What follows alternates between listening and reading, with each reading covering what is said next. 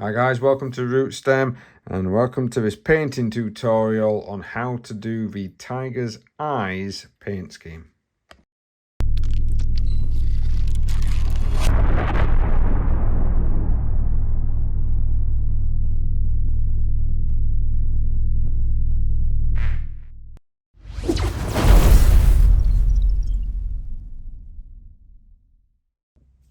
Hi guys, thank you very much for joining me. If you do like the content, please consider liking, sharing, subscribing and all the usual good stuff. And in today's video, we are going to be painting up some of the Tiger's Eyes, Legio Fureans, I think they're called. We're going to be painting up some of their armour.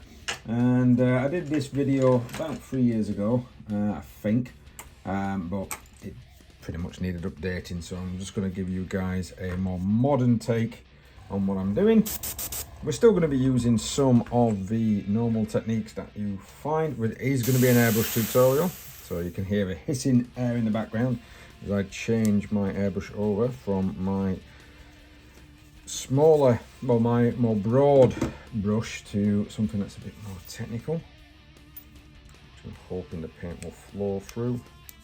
I'm swapping it over for my badger and making sure that the badger is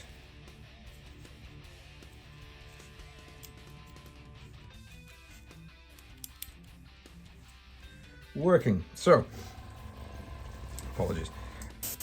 We've got this model. I've already painted up the silver, hence why the I've got the masking. So I've got the masking putty, camouflage masking putty from MIG. This is really good stuff, but it's a weird. I think they're called Newtonian fluids, where they move. So you've got to be really. You can't just like mask it off and then leave it. You've got to be on top of it to be able to mask it off. So I still can't find my broad brush. I am currently looking for a particular brush. Sorry, it's my paint mixing brush there. And I'm going to be putting some Avalon Sunset with some flow improver and some water, of course. Maybe a little thinner actually, because this Avalon Sunset is a base paint. It can be quite thick. Into my airbrush. So, water in first. I know you guys can't see this, but normally I put water in first, followed by flow improver.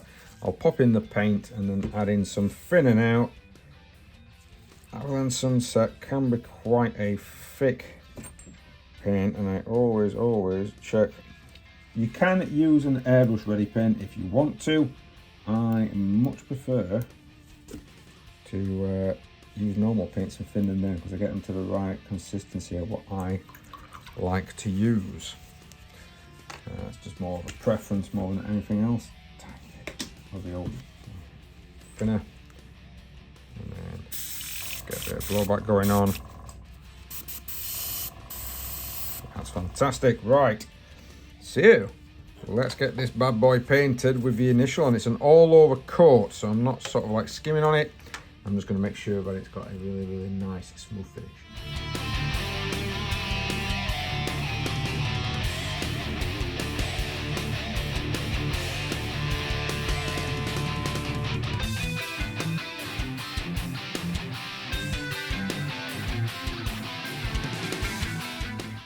Next colour loaded is going to be some Flash Gates Yellow. Now I'm just going to do a little tiny bit of highlighting with this.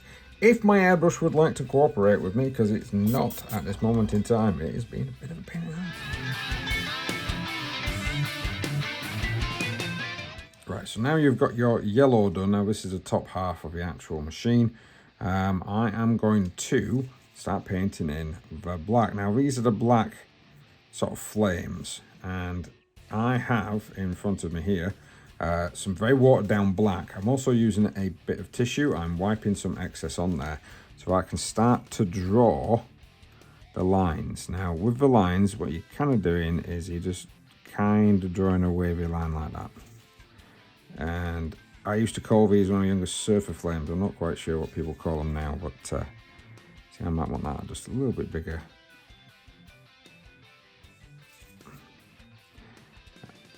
And then you're painting it in. Now, you will need to go over these a couple of times because, of course,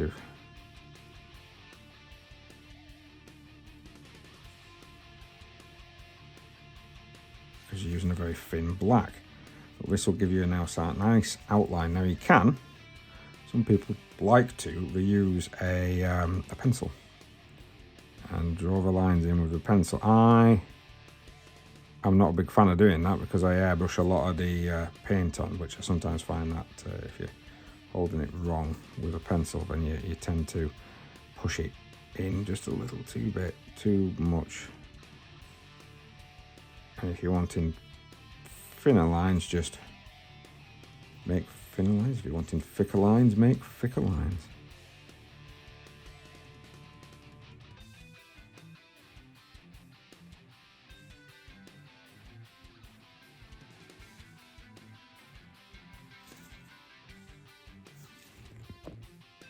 Okay, so I'm just doing a little bit just to sort of demonstrate now. If you can see here, just zoom in.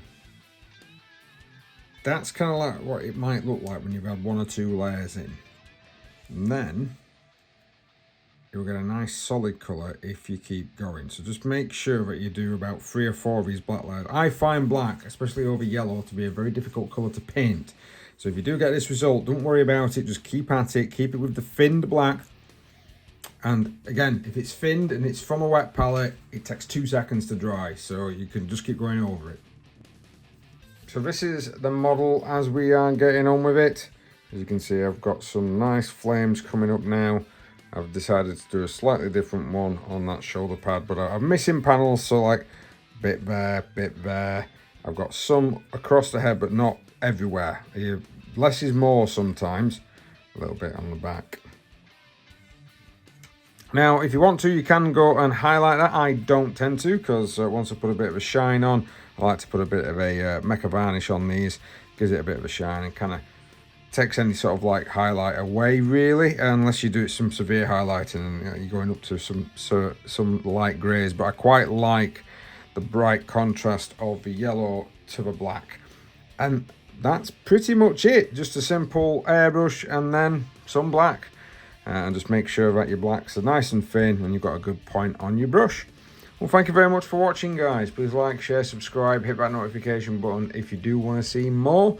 And if you go over to some of my social medias, get yourself on there, get yourself subscribed or liked or follow, whatever you do on the social medias. And of course, this completed model will appear on there soon if it's not already gone out already. Well, thanks a lot for watching. I'll see you next time.